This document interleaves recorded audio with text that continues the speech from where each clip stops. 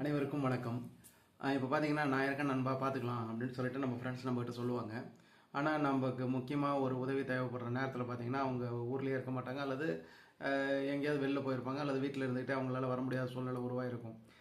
இந்த மாதிரியான நிலைமையை நம்ம வந்து நிறையா தடவை அனுபவிச்சிருப்போம். என்ன அப்படின்னு பார்த்தோம்னா, மனிதர்கள் இருக்கிறாங்க இல்லையா, அவங்க வந்து தங்களை எப்படி வெளிப்படுத்திக்கிறாங்க அப்படின்னு நம்ம பார்த்தோம்னா, பெரும்பாலும் நம்ம என்ன நினைப்போம், அவங்க பேசுவதன் மூலமாக தங்களை வெளிப்படுத்திக்கிறாங்க அப்படின்னு நினைப்போம். பேசுவதன் மூலமாக அவங்களுடைய கருத்தை தான் அவங்க சொல்கிறாங்களே ஒழிய அவங்கள அவங்க வெளிப்படுத்திக்கிறது இல்லை.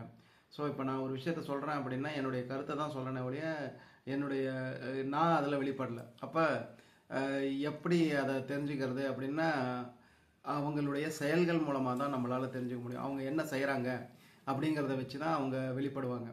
இப்போ சில நண்பர்கள் இருப்பாங்க, நம்ம கூட அதிகமாக பேச மாட்டாங்க, பார்த்தா ஹாய் ஹாய்னுவாங்க, ஆனால் நமக்கு தேவையான நேரத்தில் கரெக்டாக வந்து நிற்பாங்க.